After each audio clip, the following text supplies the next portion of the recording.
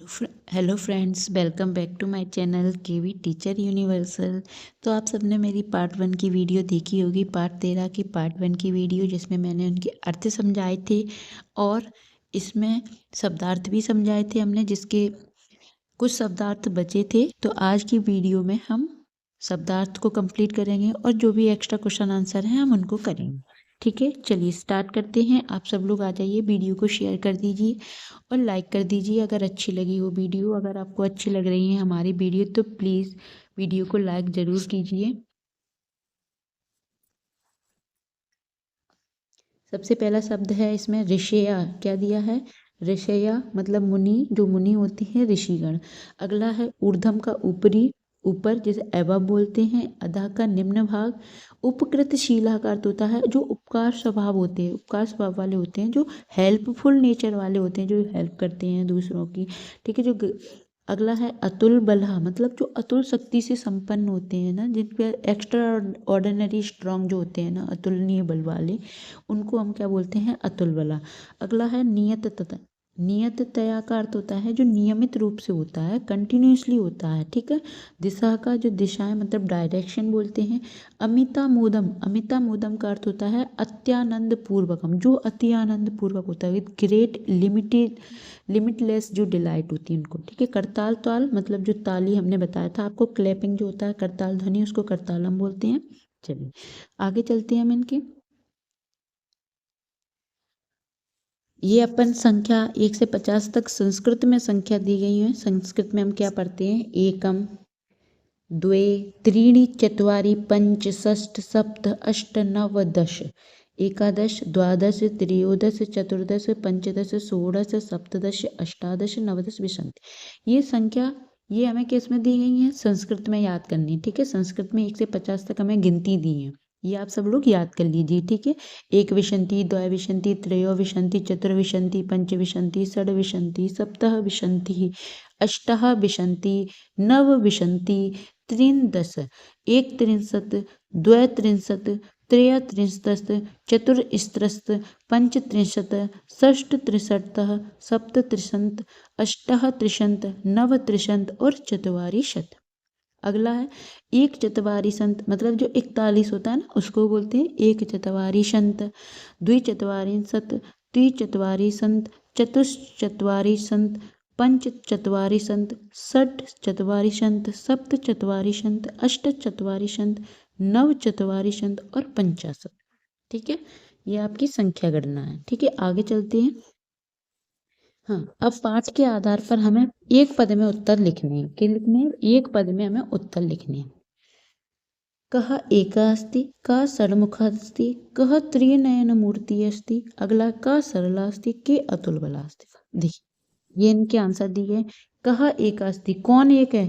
अभी हमने बताया था ना, कौन एक है? सूर्य। कौन है? एक है सूर्य। कौन एक है? सूर्य। सूर्य एक है ना, और एक चंद्रमा।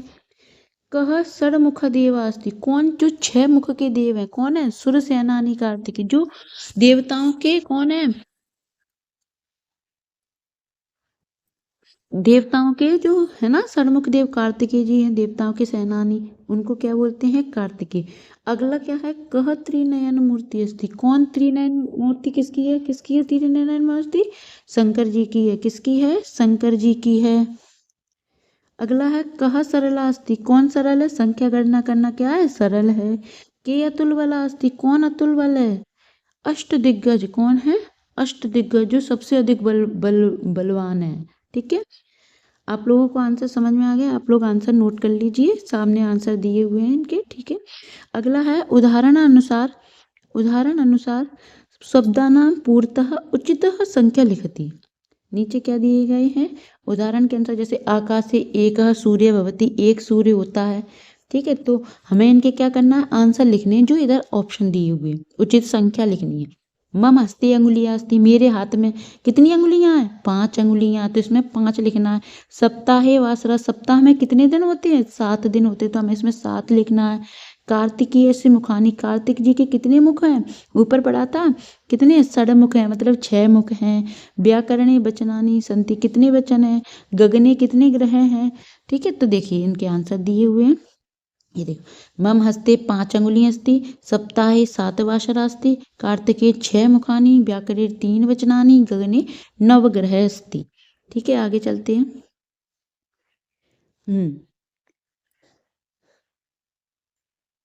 ये देखिए आप, भवते परिवारा कति जना अस्ति, ठीक है, कति दिशा अस्ति, अष्ट, सप्ताहे कति वासरा, इनमें संख्या लिखनी है और संख्या पद लिखनी है। सबसे पहले यहाँ एक जगह संख्या लिखनी है, आप देखिए यहाँ संख्या लिखनी है, हमें संख्या यहाँ लिखनी है और यहाँ क्या लिखना है, उनकी संख्या के पद लिखना है। ठीक है, तो ये 5 को पंच कहते हैं, 8 को अष्ट कहते हैं, सप्ताह कति वासरास्ति, कितने दिन होते हैं, 7 दिन, मतलब 7 दिन होते हैं। वर्षे कितनी माता, वर्ष में कितने मास होते हैं, महीने होते हैं, मंथ होते हैं, उनको 12 द्वादशा बोलते हैं। भवती कति दंतास्ति, हमारे कितने दांत हैं बताइए, 32, क्या है, द्वात्रिशंत 32। स्वरा कति भवते अस्ति, स्वर कितने होते हैं, सप्त, मतलब 7 स्वर होते हैं। ठीक है, समझ में आ गया आप लोगों को। चलिए आगे दिया है, अथ प्रदत्तेन पदेन सह संख्या योजयन्तु, हमें क्या करना है, इनकी संख्या योजन करनी है। देखो, पंच का 5 से मिला दिया, एकम का क्या है, 1, ये रहा, अष्ट का, ये देखिए अष्ट का ये दिया हुआ है, विसंति 20 को बोलते हैं विसंति ही, त्रयोदश को बोलते हैं 13। आप लोग नोट कर लीजिए, आपके आंसर दिए हुए हैं, कर लिया ना आपने। चलिए आगे चलते हैं हम।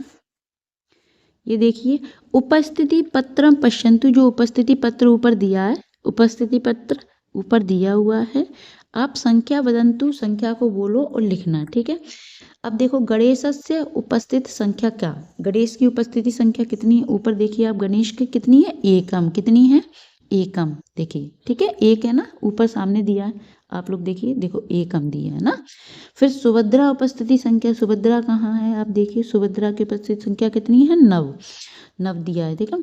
स्वयं प्रभा उपस्थिति संख्या कितनी है, स्वयं प्रभा की उपस्थिति संख्या देख लीजिए आप कितनी, नीचे दिए 10। जगन्नाथस्य उपस्थिति संख्या, जगन्नाथ की कितनी है, 3। और गणेशस्य उपस्थिति संख्या कितनी है, गणेशस्य उपस्थिति संख्या एकम, जो अभी आपने ऊपर लिखी हुई थी। ठीक है, लिख लीजिए आप लोग। चलिए आगे चलते हैं, हम आगे चले।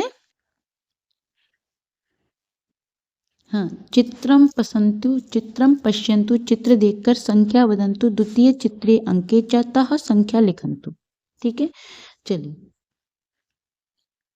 देखो, त्रीणी 3 दिया है, ऊपर पंच दिया है, इधर चतवारी को 4, अष्टा को 8, संख्या जो दी है उसके द्वितीय चित्र में उनके अंक लिखना है। ठीक है, इधर पहले चित्र में जो लिखा है उसके दूसरी संख्या में संख्या के अंक लिखने हैं। ठीक है, आप लिख लीजिए, 50, 50, 16, 16, द्विविंशति 22।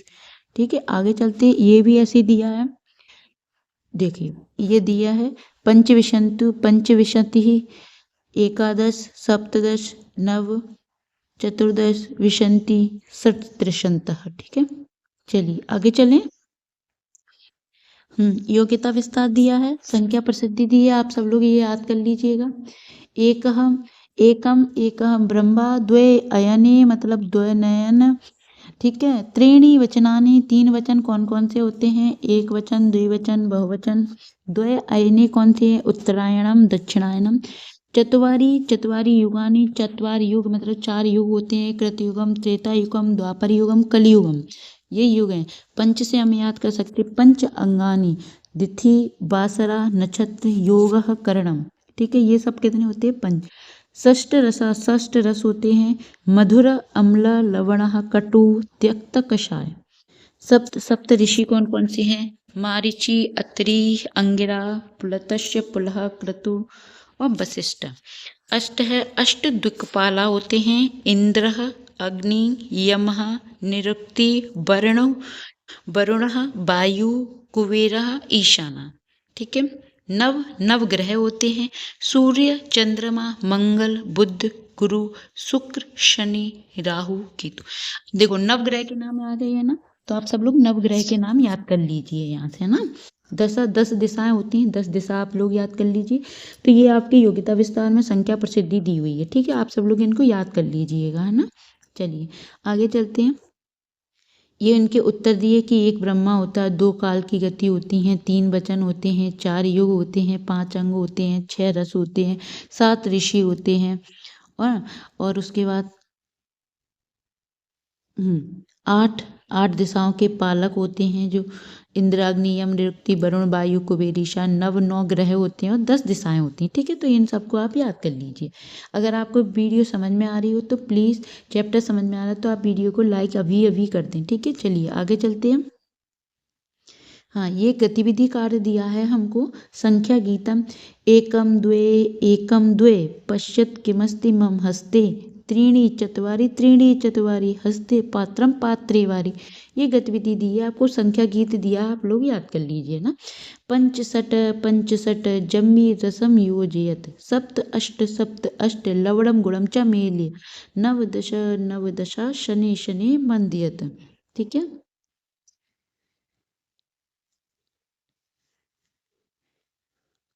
आप लोग याद कर लीजिए। ये परियोजना कार्य दिया है। चित्र रिक्त स्थले अंके संख्याम लिखन्तु। ठीक है, ये चित्र में संख्या लिखनी है। परियोजना कार्य दिया है। ठीक है, तो आइए, आपका चैप्टर खत्म हुआ। आपको वीडियो कैसी लगी? Thanks for watching. Like and subscribe my channel please, और कमेंट जरूर कर दें जो भी आपको समझ में नहीं आया हो। पार्ट 1 और पार्ट 2 दोनों कंप्लीट हो चुके हैं। आपका त्रयोदश पाठा कंप्लीट हुआ है। नेक्स्ट वीडियो में हम आपको चतुर्दशा पाठा पढ़ाएंगे। ठीक है, अगर इससे रिलेटेड कोई भी क्वेरीज हों तो आप कमेंट बॉक्स में लिखते हैं ना, वो क्वेरीज को मैं कंप्लीट करवा दूंगी। मिलते हैं नेक्स्ट वीडियो में। चैनल को सब्सक्राइब करें जिससे कि आपके पास नोटिफिकेशन आ जाए। बाय।